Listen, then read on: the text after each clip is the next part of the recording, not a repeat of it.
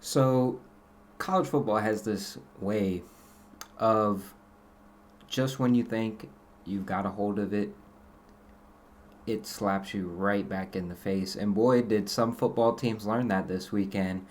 What is going on, man? This is the Set It Off Network. I'm your host, Michael Set It All. It is October 6th, day of our Lord 2024.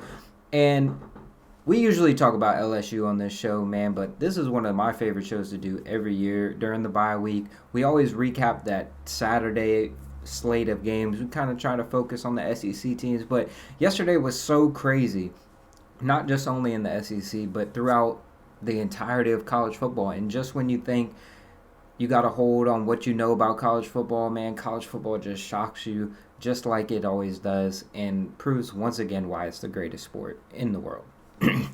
So there were tons of games yesterday, tons of games to talk about. We're only going to talk about a select few, man. But I just want to start it off with, obviously, the biggest story in college football yesterday was the fact that Alabama lost to Vanderbilt. And I know what you're thinking, guys. I know. Trust me. I know. As an LSU fan, you're probably like, man, he's about to go in on Alabama.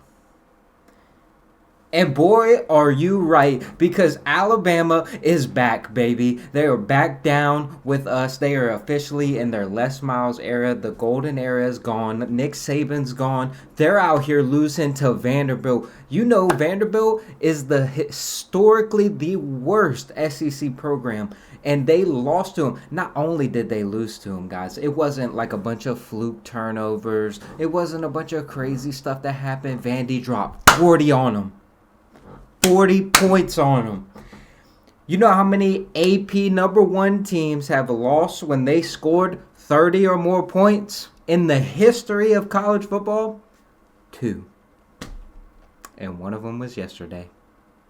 And that was your Alabama Crimson Tide. So if you're watching this and you're an Alabama fan, I suggest you probably turn this one off.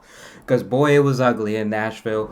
And Vanderbilt kind of took it to them. I didn't get to watch most of the game. I was at another college football game while this game was going on. But I kept getting the score alerts and kind of checking in on it. And around that fourth quarter, when Vandy went up by 2 scores, it was like, oh, like, this is real. Like, this could really happen now.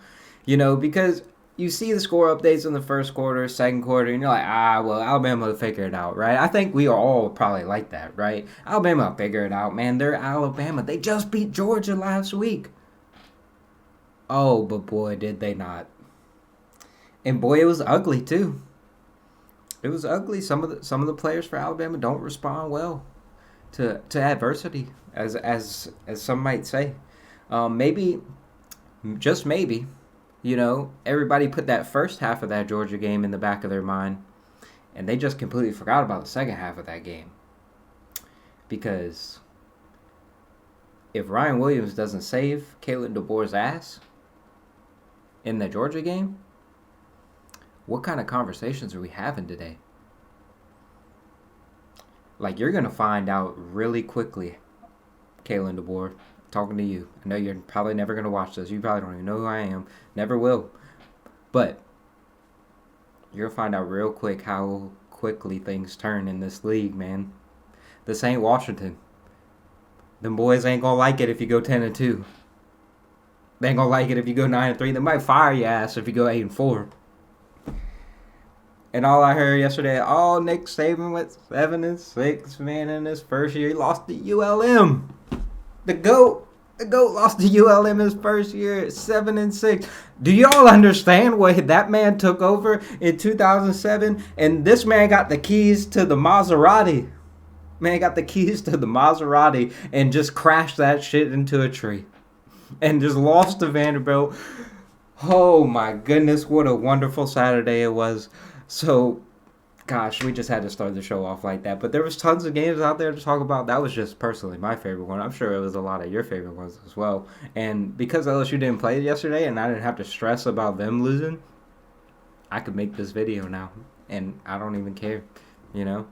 So the next game I want to talk about is none other than the Colt members out there at Texas A&M. Boy, did they put on a tremendous performance. But I really think this game really shows more about who Missouri was than who Texas A&M is. Because I think we kind of got a grasp on who Texas A&M is. Like, yeah, Connor Wimman was awesome yesterday, but like, is Connor Wimman gonna be awesome all year? Probably not. All right, now Missouri stinks. That thing they did with Vanderbilt, that was not a fluke. That was real. Thing they did with Boston College, struggling there at the beginning, that was real. Like, Missouri is not great. All right, Missouri has great receivers, slightly above average quarterback, and a pretty good head coach, I think. All right, defense is all right, but obviously you've seen that turnover at Missouri is not going well. All right, on the defensive side of the ball, you give up 41 points to A&M. You might want to start reevaluating your life on the defensive side of the ball, because A&M ain't scoring 41 points against a lot of teams in the 128 FBS football teams that there is, or something like that. Like, to give up 41 points to Texas A&M is pretty atrocious. That can't happen, especially if all I'm hearing is this is like Missouri's here. They're gonna make the playoff, like coming off a Cotton Bowl. Like no, the only realistic chance y'all had of making the playoff was like y'all beat everybody you're supposed to beat, and then you just were gonna lose to the two good teams you played on your schedule, right? You got blessed with the terrible schedule, but you kind of pissed down your leg now, Missouri, with the absolute atrocious performance at noon in College Station yesterday. Losing to Texas A&M 41-10 is not a good look. Not a good look at all. That was rough. That was rough to watch. Because I bet money on Missouri. I had faith in y'all. But obviously y'all didn't have enough faith in yourselves. Clearly. But, we bounce back in this league, man. There's nothing like next week. Absolutely nothing like next week. Because, once you lose, we talk about the expanded playoff. The good news about the expanded playoff is you could lose 8 games and still be in the playoff. No big deal, man. Just keep losing. It's all good, man. But if you're Missouri, you got a lot of problems, and you got to fix them really quickly. Because as bad as your schedule is, there's still a lot of teams on that schedule that will beat you if you play like you did yesterday. So I will get that cleaned up. Next game I want to talk about was actually going to be the Minnesota and USC. Oh my goodness, guys. USC is not doing LSU any favors, man. They kind of suck. Like, the fact that LSU lost that game is just atrocious now. It looks terrible. It looks worse and worse every week I watch them play. Like, USC is not bad. Not a bad football team. Offensively, they got to figure out how to block somebody. All right? LSU's defensive line looked really good against USC, but LSU's defensive lines look good against everybody they've played so far, right? So it was kind of like their offensive line is probably not that bad, but they are. They're terrible. Minnesota was all over my man yesterday. 17 total points. 17 total points in this football game for USC and Lincoln Riley. Miller Moss threw for 200 yards. 200 yards. He threw the ball 38 times. 38 times. And he only threw for 200 yards, man.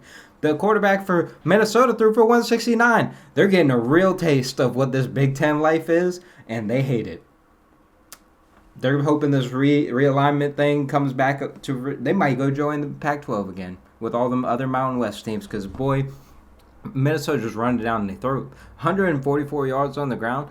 Now USC was able to run the ball too, but it's kind of like trying to beat somebody at their own game. Like, Minnesota has been doing this shit, and USC is not cut out for this life yet. And they're getting there. I think USC's defense is pretty good, and I think they're able to withstand a lot of this. But the offensive side of the ball, the line of scrimmage on the offensive side is just not ready. It's not ready. Like, Miller Moss has no time to throw, and they're starting to realize, like, people play defense in this league, and you're gonna have to score more than 17 points to beat them. Sometimes, unless you're Iowa, unless you're playing Iowa. Probably gonna have to score. Yeah, it was just a rough day. It was just a rough day at offense. You're giving up 362 yards of offense to Minnesota. 193 of those came on the ground. Now that is not good. That's not good. That's not a recipe for success, especially when you're the most traveled team in college football. That's not good. Not good at all. And another one of my favorite games that we're going to talk about, we're going to breeze past that one because, to be honest with you, it's just the Big Ten. Like, who cares in the long run? Now, this game, on the other hand, has some national implications on it. And, boy, they tried. They took my man out. They took my man's knees out. Didn't matter. The god dang Arkan frauds, man. Arkansas out here upsets number 4 Tennessee, and boy, Tennessee sucked. Like, legit sucked. Like, I'm gonna read you off these stats. I want to tell you this high potent old Josh Heupel offense that they running over here with. Nico, 156 yards passing, 0 touchdowns. Dylan Sampson had 140 yards rushing, so they were able to run the ball. But boy, Arkansas should have won this game by even more than what they did. Because in the first half, all Arkansas did was miss out on opportunities. Went for it on 4th down a couple times, didn't get it, missed a couple field goals. Like, it was rough. But you have a guy like Taylor Green in the second half who was starting to deal, drove him all the way down the field to go down there, and then boom, Tennessee guy takes out his knee. It's a shame. Hopefully he's all right. Hopefully he can come back. And that's when I thought the game was over. I thought, man, Tennessee's going to survive this after playing like an absolute dog, you know what. They played like this against Oklahoma, but Oklahoma really sucked. Like zero threat of scoring the ball. And I think Josh Heupel went with that same. They literally let this man score. They let Arkansas score with a minute and change left in the game. Because it was the only chance they had of really winning the game. Because Arkansas was just going to bleed the clay. I'm not disagreeing with, but it's the fact. Like, what are we doing? Like, why are we just playing around with our opponents? Like, if you're a Tennessee fan, right, and I'm watching that, I'm pissed off. Because I know we're better than Arkansas. All right? Our coach just, for whatever reason, is sitting here on Sunset Boulevard just on cruise control thinking that y'all could just walk in and just beat anybody because you just don't turn the ball over, play conservative, play defense, run the ball. Like, no. Score some damn points. Holy cow. I don't even like Tennessee. I actually really dislike Tennessee. Like, right in that tier with the Texas A&M, Alabama people. And then there's Tennessee. Like, Tennessee people think that they're amazing, and they're not. Because they do shit like this all the time. And so, if you're a Tennessee fan, you're watching it, like, what is your thoughts today? Like, you've got to be thinking, like, what the hell is wrong with Josh Heupel? Because that's a game you should easily win. Y'all literally injured their starting quarterback, all right, early in the 4th quarter. All y'all had to do was go and score one more time, and you win this football game with ease. Like, Arkansas could not move the ball at all on offense. Could not move the ball at all once that kid left. And you pissed down your leg, man. It's the pressures. It's the pressures of trying to be great. Like, that's why I don't think people appreciate what, like, Georgia and Alabama did for so long. Because it is not easy to do that. Like, legit.